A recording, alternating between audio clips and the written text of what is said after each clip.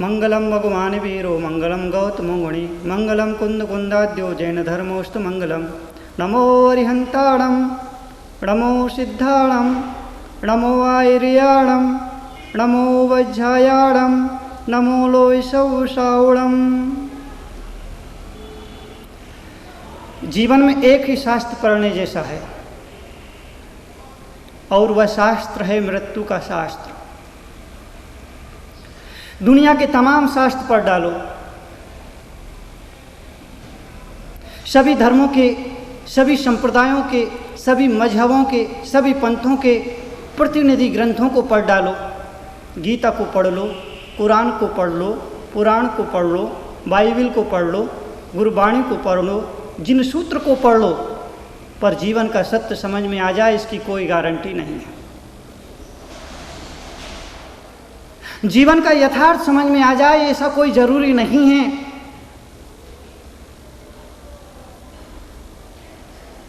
लेकिन मृत्यु का शास्त्र पढ़ लेने के बाद जीवन का शास्त्र अपने आप पढ़ लिया जाता है।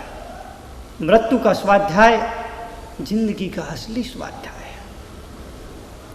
हजार शास्त्र पढ़ने के बाद भी मृत्यु का शास्त्र समझ में आ जाए ऐसा कोई जरूरी नहीं है। लेकिन मृत्यु का शास्त्र पढ़ लेने के बाद दुनिया के सारे शास्त्र अपने आप समझ में आ जाया करते हैं। इसलिए महावीर स्वामी ने कहा, मृत्यु को भुला कर नहीं, मृत्यु को बुला करके जियो। बुला करके जियोगे आदमी पाप में पड़ जाएगा, आदमी वैष्णव में पड़ जाएगा, आदमी बुराइयों में पड़ जाएगा, आदमी अय्याशी में पड़ जाएगा। और मृत्यु को बुला करके जिएगा, मृत्यु को याद रख के जिएगा, आदमी भगवान से जुड़ करके जिएगा, धर्म ध्यान से जुड़ करके जिएगा, सज्जनता को ओढ़ करके जिएगा, सात्विकता को लेकर के जिएगा। महावीर स्वामी कहते हैं कि जिस तरह से जन्म उत्सव है उसी तरह से मृत्यु महोत्सव है। जीवन के दो छोर हुआ करते हैं, एक छोर जन्म, दूसरा छोर मृत्यु। जन्म और मृत्यु इन दो छोरों के बीच में आदमी की जिंदगी का जल बहा करता है, आदमी की जिंदगी हुआ करती है, आदमी की जिंदगी का जल का प्रवाहमान हुआ करता है। एक छोर जन्म है, दूसरा छोर मृत्यु है, इसके बीच में आदमी की थोड़ी सी जिंदगी हुआ करती है। दुनिया में बहुत तेरे लोग ऐसे हैं जो जिंदा हैं, लेकिन जिन्हें पता नहीं है कि वो जिंदा क्यों है। एक आदमी से मैंने पूछा कि तुम क्यों जी रहे हो? उसने कहा कि चूंकि मैं सुसाइड नहीं कर सकता हूं, सुसाइड करने का आत्मविश्वास मुझ में नहीं हो, मुझे आत्महत्या से डर लगता है, इसीलिए मैं जी रहा हूं। इस मुल्क में, इस दुनिया में, इस ब्रह्मांड में, इस जगत में बहुत से ऐसे लोग हैं जो केवल इसलिए जी रहे हैं क्योंकि वो आत्महत्या नहीं कर सकते हैं, आत्महत्या करने से उन्हें डर लगता है, इसलिए जी रहे। उनके जीवन में कोई रौनक नहीं है, कोई संगीत नहीं है, कोई नृत्य नहीं है, कोई उत्सव नहीं है, कोई स्फूर्ति नहीं है, कोई उत्साह नहीं है, कोई रंग नहीं है, कोई महक नहीं है, कोई सुगंध नहीं है, कोई सौंदर्य नहीं है। ये वो लोग हैं जिन्हें जीने का तरीका नहीं आता है, जिन्हें जीने का ढंग नहीं आता है, जिन्हें जीवन जीने की विधि नहीं मालूम है, जिन्हें जीने की सही शैली का पता नहीं है। ये वो लोग हैं केवल जीते हैं घसीट घसीट करके, रो रो करके, आंसू बहा करके, जबरदस्ती जिया करते हैं, लेकिन जीने में कोई उत्सव और कोई संगीत नहीं।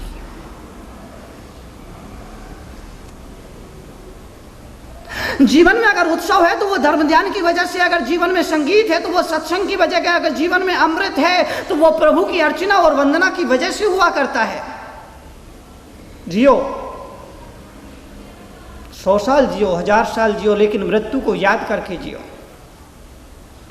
जो आदमी अपनी मौत को याद रख करके जीता है, अपनी मृत्यु को याद रख करके जीता है, ऐसा आदमी 1000 साल जिए, 500 साल जिए, लेकिन उसका एक एक दिन का जीना सार्थक हो जाता है। वो अपना जीवन व्यसनों में, बुराइयों में, पापों में नहीं लगाता है, अय्याशी में नहीं लगाता है, दुनिया की सांसारिक राग रंगों में नहीं लगाता है, दुनिया के कीचड़ भरे बाजार में रह करके भी भगवान को याद करता है, ईश्वर को याद करता है, प्रभु को धन्यवाद देता है, उसके बताए संदेशों का पालन करता है, लोगों की भलाई करता है, दुखियों की सेवा करता है, जरूरतमंद आदमी की सहायता करता है, अपना जीवन सुखमय बिताता है, औरों के सुख के कल्याण की कामना करता है।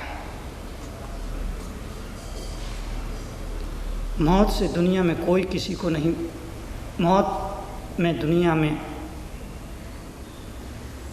मौत के भय से दुनिया को मुक्त नहीं किया जा सकता है। हर आदमी के पीछे मौत का साया होता है। जिंदगी पर हर पल मौत का पहरा हुआ करता है। हर आदमी को यह विश्वास कर लेना चाहिए, हर आदमी को यह सोच लेना चाहिए, हर आदमी को यह अच्छी तरह जान लेना चाहिए कि आज नहीं तो कल मुझे मर जाना है।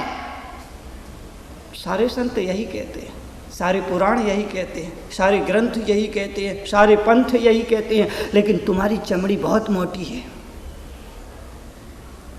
हर संत चोट करता है, हर मुनि चोट करता है, हर आचार्य चोट करता है, हर ग्रंथ चोट करता है, हर पंथ चोट करता है, हर अरहंत चोट करता है, लेकिन आदमी की चमड़ी इतनी मोटी है वो कि चोट तुम्हारे हृदय तक नहीं पहुंचती, तुम्हारे प्राणों तक नहीं पहुंचती है, तुम्हारे हर अंतरंग तक नहीं पहुंचती है। और यही वजह है कि जीवन में कोई परिवर्तन की किरण दिखाई नहीं देती है, जीवन में कोई परिवर्तन का मंगलाचरण प्रकट नहीं होता है।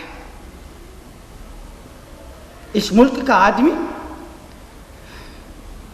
33.5 करोड़ देवी देवताओं के अस्तित्व पर विश्वास कर लेता है, लेकिन मेरे भीतर भी एक जीवित परमात्मा मौजूद है, इस बात पर उसे विश्वास नहीं होता है। जैन परंपरा में जीने वाला आदमी 24 तीर्थंकरों के अस्तित्व पर विश्वास कर लेगा, अनंत सिद्ध परमेश्वरियों के अस्तित्व पर विश्वास कर लेगा। वैष्णव परंपरा में जीने वाला जीव 33.5 करोड़ देवी देवताओं के अस्तित्व पर विश्वास कर लेगा, लेकिन मेरे भीतर भी एक जीवित परमात्मा, एक जिंदा परमात्मा मौजूद है, उस पर विश्वास नहीं कर पाता है। अपने भीतर बैठे देवता के अस्तित्व पर विश्वास नहीं कर पाता है। यह धार्मिक जगत की सबसे बड़ी दुर्घटना है। इससे बड़ी और क्या दुर्घटना हो सकती है कि हमने सब में तो ईश्वर को, परमात्मा को माना, लेकिन अपने आप में ना माना, अपने आप में ना देखा। वृक्षों में ईश्वर की कल्पना कर ली, पत्थरों में ईश्वर की कल्पना कर ली, चांद तारों में ईश्वर की कल्पना कर ली, नदी के किनारों में ईश्वर की कल्पना कर ली, मंदिर और मस्जिद में ईश्वर की कल्पना कर ली, लेकिन मेरे भीतर भी एक ज्योति है, एक प्रकाश है, एक दिव्यतम आलोक है, एक प्रभु है, एक प्रभु का अंश है, एक प्रभु की शक्ति है। इस तत्व पर आदमी विश्वास ना कर सका, ये जीवन की सबसे बड़ी दुर्भाग्यपूर्ण घटना है। मैं आपसे कहूँगा, अपनी मृत्यु को हमेशा याद रखो। मौत के आने की पश्चात सुनते रहना चाहिए। मौत सिर पर मंडरा रही, ये ख्याल में रखना चाहिए। मौत तुम्हारे पीछे तुम्हारी चली आ रही